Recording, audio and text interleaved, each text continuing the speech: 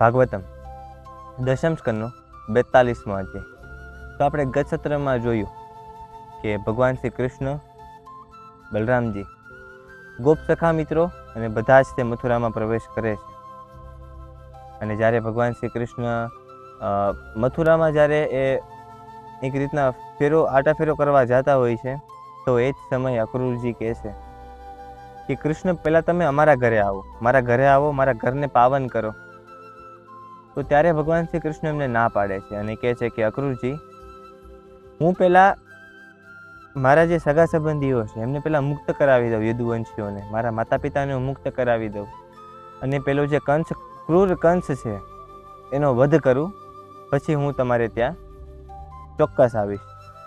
અને પછી જોયું કે જે ધોબી હતો, જે બહુ અહંકારવશ ભગવાન શ્રી કૃષ્ણ અને બલરામને આડાવડા શબ્દ કહેતો હતો, તો ભગવાન શ્રી કૃષ્ણ એને એક જ તમાચમાં એનું સ્તર છે, મસ્તક છે, ધડથી અલગ કરી દે છે અને મનગમતા વસ્ત્રો સીવડાવીને ભગવાન શ્રી કૃષ્ણ પહેરે છે. પછી જાય છે સુદામા માળીને ઘરે, જ્યાં એને બહુ સારું વરદાન આપે છે, ભક્તિ આપે છે, અને પેઢીઓથી જે ધનવાન હોય એવો ધનવાન કરી દે છે સુદામા માળીને.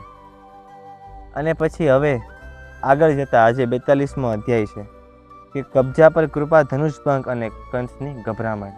આ 3 વસ્તુ આજ આપણે લઈશું. તો પેલું છે કબજા પર કૃપા. તો જ્યારે ભગવાન શ્રી કૃષ્ણ જાતા હોય છે તો ત્યારે એમને ઠંડક, તો તડકો બહુ હતો, તો ભગવાન શ્રી કૃષ્ણને એમ થયું કે થોડું ઠંડક મળી જાય તો બહુ સારું. તો એ જ સમયે કબજા નામની, જેનું એક નામ હતું ત્રિવક્ર પણ હતું, અહીં લખેલું છે. તો એ ત્રિવક્રા છે. ત્રિવક્રા શું કામ હતું એનું નામ? કારણ કે ત્રિવક્રા, ત્રિ એટલે 3 અને વક્રા એટલે વાંકી, 3 અંગથી એ વાંકી હતી એટલે એનું નામ હતું ત્રિવક્રા. અને વાંકી હતી એટલે બધા એને કબજા કહેતા. તો હવે જન્મથી જ એવી વાંકી હતી, પણ કંસની એ બહુ ખાસ હતી. કારણ કે એ જે ચંદન હોય એકદમ, અને પહેલાંનું ચંદન બહુ ઓરિજિનલ આવતું, તો કેવું કે લગાડે ને તો એકદમ ઠંડીનો અહેસાસ થાય, ઠંડક મળે આપણને. ભગવાન શ્રી કૃષ્ણને એ જ જોતું હતું. અને એ જે કંસની શું કામ ખાસ હતી? કારણ કે કંસને એનું જે આલેપન કરેલું જે ચંદનથી, અને એમાં કેસર, જે ચંદનને ઘોળવીને જેમાં કેસર એડ કરીને જે ઠંડકનો લેપ બનાવે, એ બહુ સુંદર બનાવતી હતી. એની જેવું મથુરામાં કોઈ બનાવી શકતું નહોતું. એટલે કંસે એને બહુ ધનવાન પણ કરી દીધી હતી, પૈસા આપી આપીને, મુદ્રિકા આપી આપીને. અને કબજાએ એ જે ચંદનનો આલેપ છે ડબ્બામાં લઈને કંસના મહેલ તરફ જતી હતી, ને ભગવાન શ્રી કૃષ્ણએ કીધું, ઊભા રહ્યો દેવી, કે આ જે તમે લઈ જઈ રહ્યા છો આ ચંદનનો આલેપ, આ તમે અમને આપી દો, આની રકમ હું તમને ચૂકવી દઈશ. પણ ત્યારે એ કબજા પહેલાં ના પાડી દેશે, કારણ કે એને પાછળ ફરીને તો જોયું નથી. એણે કીધું કે આ તો અમારા મહારાજ માટે છે, તમે આવી રીતના આ જે ચંદન છે એ માગો નહીં. પણ ત્યારે જે ભગવાન શ્રી કૃષ્ણ છે એની તરફ જ્યારે કબજા જોવે છે, તો કબજા કૃષ્ણ અને બલરામમાં મોહિત થઈ જાય છે. મેન તો કૃષ્ણમાં મોહિત થઈ જાય છે અને કહે છે કે હે સુંદર પુરુષ, તમે બે કોણ છો? આટલા તેજસ્વી છો, આટલા શક્તિશાળી લાગો છો, આટલા સુંદર તમારા મુખ છે, આટલા સુંદર તમારા વાળ છે, તો તમે અહીંયા શું કરો છો? અને તમે આ ચંદન જો મારી પાસે માગતા હોય તો અત્યાર સુધી હું આ ચંદન એને આપતી હતી જે મને સુંદર લાગતું હતું, પણ જે હવે મારા હૃદયને સુંદર લાગે છે, આ ચંદન મારે એને પ્રદાન કરવું છે, અને એ તમે બે છો. તો ત્યારે એ જે કબજા છે એના પોતાના હાથે જે ચંદનનો આલેપ છે ભગવાનના વક્ષસ્થળ ઉપર અને એમને માથા પર લગાડી આપે છે. અને ભગવાન શ્રી કૃષ્ણને જે ઠંડક મળે છે એનાથી ભગવાન શ્રી કૃષ્ણ અતિ પ્રસન્ન થાય છે. અને આટલા પ્રસન્ન થાય છે કે કબજા પર કૃપા કરવા માટે કબજાના બંને અંગૂઠા ઉપર એક એક આંગળી મૂકે છે, અને કબજાની દાઢીથી કબજાને ઊંચી કરે છે. કબજાની જે દાઢી હતી ત્યાં 2 આંગળી મૂકી આ રીતના ભગવાન શ્રી કૃષ્ણએ. તો થોડુંક જોર આપીને કબજાને ઊંચી કરી તો કબજા સીધી થઈ ગઈ, વિશાળ નિતંબો, એના વિશાળ સ્તન થઈ ગયા, આટલી સુંદર કન્યા લાગવા મળી. એની કમર પર હીરા સોનાનો કંદોરો હતો, અને બહુ સુંદર સુવર્ણની સાડી પહેરેલી હતી એણે. મતલબ આ ભગવાનના સ્પર્શ માત્રથી એટલું બધું ચેન્જ આવી ગયું એની અંદર. એના જે કાનમાં કુંડળ છે, એ કુંડળ, વિશાળ કુંડળ કરી દીધા ભગવાન શ્રી કૃષ્ણને, એકદમ બહુ સુંદર સ્ત્રી કરી દીધી. કબજા સુંદર જ હતી પણ એ વાંકી હતી. પણ હવે ભગવાન શ્રી કૃષ્ણ એની પર કૃપા કરી છે આ રીતના તો જે કબજા છે એને ભગવાન શ્રી કૃષ્ણ ઉપર પ્રેમ ઉભરાઈ ગયો.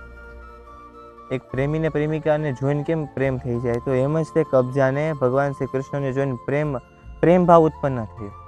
તો ભગવાન શ્રી કૃષ્ણ જેવું એમને હાથ જોડીને જેવા જવા લાગ્યા, એ વાત તે ભગવાન શ્રી કૃષ્ણનું ઉપરી વસ્ત્ર છે એને પકડી લીધું કબજાએ અને કીધું કે નહીં, હું તમને આમ નહીં જવા દઉં, તમે પહેલાં મારી સાથે મારા ઘરે આવો અને પછી જ હું તમને જવા દઈશ. તો ભગવાન શ્રી કૃષ્ણ મીઠી મીઠી વાતો કરીને મનાવીને કીધું કે કબજા, મારે થોડું કાર્ય છે અને આ જે ક્રૂર કંસ છે એનો મારે નાશ કરવાનો છે, એનો મારે વધ કરવાનો છે. એટલે પહેલાં હું મારું થોડું કાર્ય પૂરું કરી લઉં, પછી હું તારું પ્રિય કરીશ. તારું પ્રિય કરીશ મતલબ તને જે ગમે છે એ હું કરીશ. તો હવે ભગવાન શ્રી કૃષ્ણ જે ધનુર્યજ્ઞ કરીને એક સ્થળ હતું, તો બધા નગરવાસીઓને પૂછતા એ ધનુર્યજ્ઞનું જે આખી ગુફા ટાઈપ હતું એની અંદર જાય છે. એક કુટીર ગુફા ટાઈપ હતું. તો એની અંદર જોવે છે કે મોટા મોટા રાક્ષસોને એની સેવા પૂજામાં રાખેલા છે, મોટા મોટા રાક્ષસોની રક્ષા કરવામાં રાખેલા છે. કારણ કે એ જે ધનુષ હતું એ જે ભગવાન શ્રી રામે ઉપાડેલું હતું, એ જ ટાઈપનું બહુ વિશાળ ધનુષ જેની ઉપર રત્ન આભૂષણો લાગેલા હતા, બહુ રેર રત્નો લાગેલા હતા. તો કોઈ એની પૂજા કરતું હતું, કોઈ એને ફૂલ ચડાવતું હતું અને બાકી બધા સૈનિકો, જે કંસના સૈનિકો છે એ ધનુષની રક્ષા કરતા હતા. પણ બધાના ના કહેવા છતાંય તે કૃષ્ણ અને બલરામ એની અંદર ઘૂસી જાય છે અને એ જે ધનુષ છે એની ભગવાન શ્રી કૃષ્ણ એક હાથે ઉચકી લે છે, એક હાથે એની પ્રત્યંચા ચડાવે છે અને એટલું જોરથી એની વાદર મૂકે છે કે એનું જે નાદ છે, એનું જે કટાકો, તૂટવાનો જે કટાકો છે એ કંસના કાનના પડદા ફાડી નાખે એટલો જોરદાર હતો. તો કંસને કાનમાં ધાક પડી જાય છે, કહે છે કે આટલો વિશાળ કટાકો છે એનો બોલ્યો. તો કંસ જાણ કરાવે છે, તો કીધું કે રમતા રમતા આ રીતના એક બાળક છે, બે બાળક એને આ તોડી નાખ્યું છે. અને ત્યાં સૈનિકો પણ જોઈને આશ્ચર્યચકિત થઈ ગયા કે કેટલા બધા અમે મલ્લોને, કેટલા બધા હાથીઓને બોલાવીએ છીએ, ત્યારે આ ધનુષને આપણે થોડું એવું ઉપડે છે, બાકી ઉપડતું નથી. અને આ બાળકે રમતા રમતા એક હાથે ઉપાડી લીધું. અને એ બધી વાત સાઈડમાં મૂકીને એ જેટલા પણ લોકો છે, જેટલા પણ ત્યાં સૈનિકો છે, એ બધા કૃષ્ણ અને બલરામ પર આક્રમણ કે આને મારી નાખો, આને હમણાં જ પકડી લો, આને મારી નાખવાના છે આપણે, આને આપણું જે પ્રિય ધનુષ છે, આપણા રાજાનું પ્રિય ધનુષ, એનો ભંગ કર્યો છે. તો હવે એ જે ધનુષનો ભંગ કર્યો તો બધા ભગવાન શ્રી કૃષ્ણ અને બલરામ ઉપર આક્રમણ કરવા દોડ્યા. અને જેવા આક્રમણ કરવા દોડ્યા તો એ જે બે ધનુષના કટકા હતા, તો પ્રત્યંચા એક બાજુથી ઉતારીને એક કટકો બલરામજીએ લીધો અને એક કટકો કૃષ્ણ ભગવાને લીધો. અને ત્યાં જેટલા પણ રાક્ષસો ને જેટલા પણ સૈનિકો હતા એનો વધ કરી નાખે છે. પછી બે ચાર સૈનિકો ભાગી ગયા, તો એ કંસની સેના પાછી બોલાવીને લાવ્યા. તો બહુ વિશાળ સેનાનો પણ એ બે જ કટકાથી કૃષ્ણ અને બલરામે આખી સેનાનો સંહાર કર્યો. ધીમે ધીમે આ વાત ગામડામાં પહોંચી અને ગામડામાં આ વાત પહોંચી તો બધા હાહાકાર મચી ગયો કે એ પાછું રમતા રમતા એમ આ ધનુષ ઉપાડી લીધું, તો બે છેન ઉપાડ્યું હશે કે કંઈક કર્યું હશે, કોઈ હાથીને લઈ ગયા હશે, એવું કાંઈ નહીં, રમતા રમતા ઉપાડી લીધું. તો બધા ગ્રામ્યજનોને અંદરથી મનમાં એમ થયું કે નક્કી આ કોઈ બહુ વિશાળ મહાન દેવતાઓ છે, જેટલા ચમત્કારો કરે છે આપણી સામે પણ આપણને દેખાતા નથી. તો હવે ત્યાંથી ભગવાન શ્રી કૃષ્ણ અને બલરામજી છે એ ત્યાંથી આવી જાય છે. પણ જે નગરવાસીઓ છે એના મનમાં કૃષ્ણ અને બલરામ એકદમ હૃદયમાં બેસી ગયા હતા કે કોઈ તો આ સુંદર પુરુષ છે, કારણ કે અમે એટલા બધા સુંદર સુંદર લોકો જોયા છે, એટલી સુંદર સ્ત્રી, એટલા સુંદર પુરુષો જોયા છે, પણ અમારું મન એમાં 2 દિવસ જ લાગે. પણ અત્યારે એટલા બધા દિવસ થઈ ગયા, પણ આજે કૃષ્ણ અને બલરામ છે એનામાંથી અમારું મન હટતું નથી. ત્યાંની જે સ્ત્રીઓ છે જે હવે ગોપીઓમાં પરિવર્તન થવાની હતી, તો એ ગોપીઓ કહે છે કે આજે વૃંદાવનની જે ગોપીઓ છે ને સાચું કહે છે કે આ કૃષ્ણ એટલા જ મનમોહક છે, કારણ કે એની ચાલ, એનું મુખ, એની કમર, એનું ગળું, એના વાળ, એ જે વાંસળી વગાડે એ બહુ અદ્ભુત છે.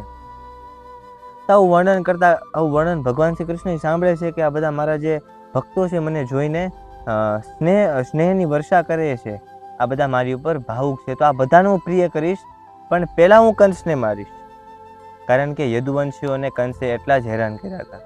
તો હવે ભગવાન શ્રી કૃષ્ણ હાથ પગ ધોઈને જમી લે છે, પાછા એમના જે ઉતારો હતો જ્યાં એક વનમાં ત્યાં પહોંચે છે અને ભોજન કરીને, હાથ પગ ધોઈને ભોજન કરીને જે ભગવાન શ્રી કૃષ્ણ એ તે ગુપ્ત લોકો હતા ત્યાં, તો એ કંસની બધી જે મિટિંગો થાય એમાં બેસતા, તો કંસ પાસેથી એ લોકો આવીને ભગવાન શ્રી કૃષ્ણને બધી જાણ કરે છે અને બધું જાણીને ભગવાન શ્રી કૃષ્ણને બધા હસે છે. હવે આ જે કંસ છે એ વિચારે છે કે રમતા રમતા એ ધનુષનો ભંગ કરી નાખ્યો અને મારી આખી સેનાનો સંહાર કરી નાખ્યો. તો આ કોઈ સાધારણ બાળક નથી, પાછું રમતા રમતા એટલે કે હા આમ રમતમાં કરી નાખ્યો. એટલે કંસને વધારે ભય લાગ્યો.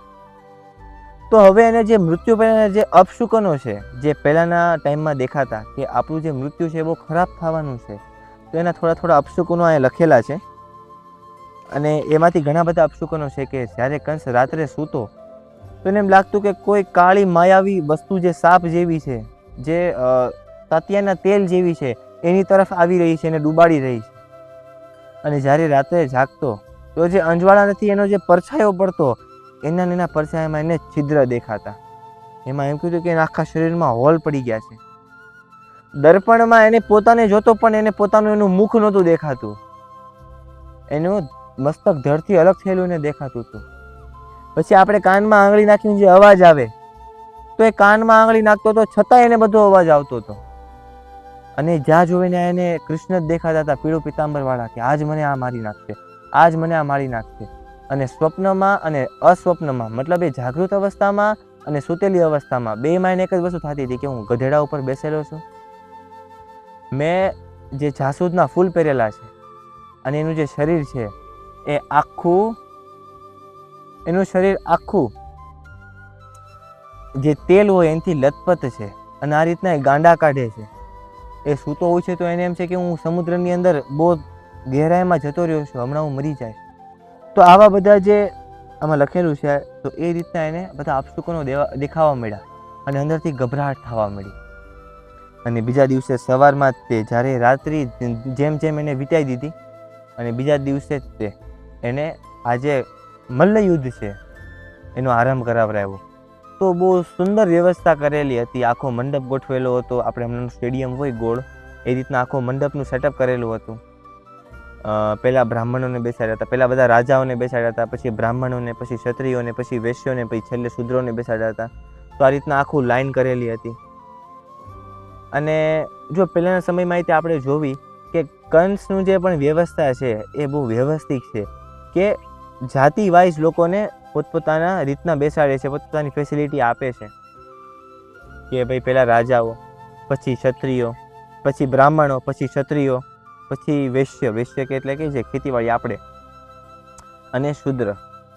તો આ રીતના વર્ણ કરીને બધાની સીટ મૂકેલી હોય. એવું નહીં કે ઉપર નીચે નીચે નીચે, બધાની સાથે જ તે પણ એક પાર્ટ હોય, પાર્ટેશન હોય. અને અત્યારે જો આપણે સ્ટેડિયમમાં જાવી ક્રિકેટનામાં, અને બધાના કોઈના સ્ટેડિયમમાં બધા આપણે જોતા હોય છે, ઘણા બધા લોકો હોય છે, તો સૌથી આગળ કોણ બેઠા હોય ખબર? જેની પાસે સૌથી વધારે પૈસો છે. તો પહેલા પ્રધાન હતા કે જેની જાત ઉચ્ચ છે, એ પ્રધાન હતા. પણ હવે કોણ પ્રધાન છે? હવે પૈસા પ્રધાન છે, કે જેની પાસે જેટલો વધારે પૈસો એને આપણે આગળ રાખવાના છે. જેની પાસે ઓછો પૈસો એને ભાઈ હા ભાઈ તમે છો તમારી જગ્યાએ. તો અત્યારની જનરેશનમાં ત્યાં એ વખતની જનરેશનમાં આટલો ફરક હતો.